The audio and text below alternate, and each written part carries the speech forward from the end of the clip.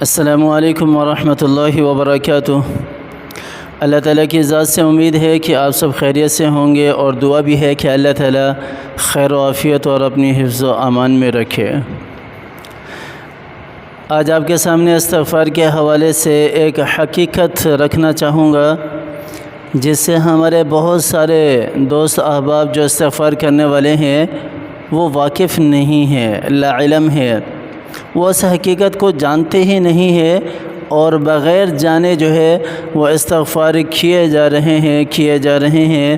اور پھر بہت سارے دوست احباب کے پھر یہ کمنٹس بھی آ رہے ہوتے ہیں کہ بہت عرصہ ہو گیا ہمیں استغفار کرتے ہوئے، اور ویسے بھی بہت سارے دوست احباب کہتے رہتے ہیں کہ ہمیں تو آج تک کوئی بینیفٹ، کوئی فائدہ ملا نہیں ہے، اتنا عرصہ ہو گیا ہمیں استغفار کرتے ہوئے۔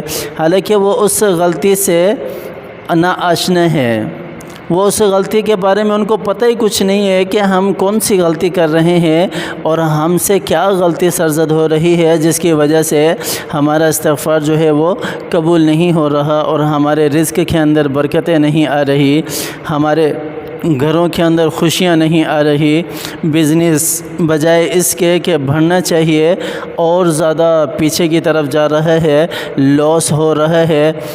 تو یہ بہت ساری چیزیں ہیں، کچھ رشتوں کے حوالے سے بھی ہیں، کچھ رشتہ داروں کے حوالے سے بھی ہیں، کچھ بیماروں کے حوالے سے بھی ہے۔ اللہ تعالیٰ پہلے تو سب کے لیے دعا ہے کہ اللہ تعالیٰ سب کی مصیبتوں کو ختم فرمائے، اللہ تعالیٰ عافیت والا معاملہ فرمائے۔ لیکن ایک بات ذہن نشین کر لیں، جتنے بھی ہمارے دوست احباب استغفار کرنے والے ہیں، اگر آپ اس بات کو سامنے رکھ کر استغفار کریں گے، انشاءاللہ مہینوں میں نہیں، دنوں میں آپ کو استغفار کا رزلٹ ملے گا۔ دنوں میں آپ کو استغفار کے فائدے، استغفار پر نعمتیں اور استغفار پر جتنے بھی اثرات ہیں وہ آپ کے اوپر ظاہر ہونا شروع ہو جائیں گے۔ وہ ہے کیا چیز؟ وہ یہ ہے کہ ہم نماز نہیں پڑھتے۔ کبیرہ گناہ ہے نماز کا چھوڑ دینا، بہت بڑا گناہ ہے نماز کا چھوڑ دینا۔ ہم نماز پڑھتے نہیں ہیں، جس کے بارے میں آپ صلی اللہ علیہ وسلم کا فرمان ہے۔ کون سا فرمان ہے نماز کے بارے میں؟ کہ کافر اور مومن میں فرق کرنے والی چیز نماز ہے، یہاں تک آپ صلی اللہ علیہ وسلم نے فرمایا ہے۔ اور ہم نماز نہیں پڑھتے اور پھر کہتے ہیں کہ ہمارا استغفار قبول نہیں ہوتا۔ فجر کی نماز بھی نہیں پڑھتے، ظہر کی، عصر کی، مغرب کی، عشاء کی نماز میں کوئی زیادہ ٹائم تو نہیں لگتا، یا زیادہ ٹائم لگتا ہے؟ کوئی زیادہ ٹائم نہیں ہے۔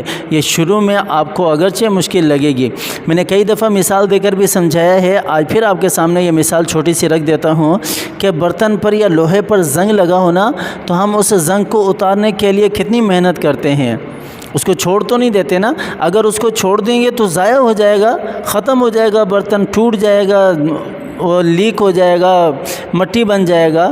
چھوڑتے نہیں ہیں نا، اس کو صاف کرتے ہیں، اس کو رگڑتے ہیں کیمیکل کے ذریعے سے، پتہ نہیں کس کس چیز کے ذریعے سے، پھر جا کے وہ چمکتا ہے، پھر اچھا بھی لگتا ہے اور کارآمد بھی بن جاتا ہے۔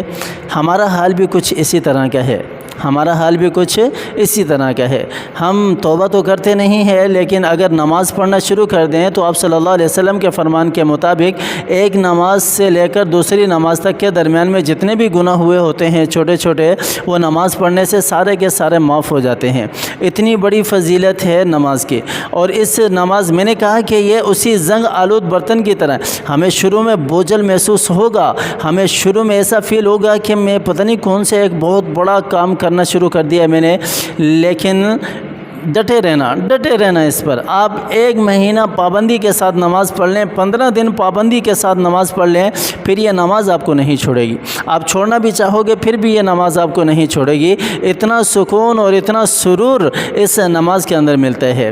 تو میری جتنی بھی مائیں بہنیں استغفار کرنے والی ہیں، وہ اس نماز کی لازمی پابندی کریں۔ نماز کی پابندی ہوگی، آپ کا استغفار دنوں کے اندر آپ کے لیے بینیفٹ لے کر آئے گا، دنوں میں آپ کی مرادیں، آپ کی تمنائیں جو ہے وہ پوری ہوں گی۔ اللہ تعالیٰ کی ذات مجھے بھی اور آپ کو بھی کثرت سے استغفار پڑھنے کی توفیق عطا فرمائے، اور ہماری دعاؤں کو اللہ تعالیٰ کی ذات قبول و منظور فرمائے۔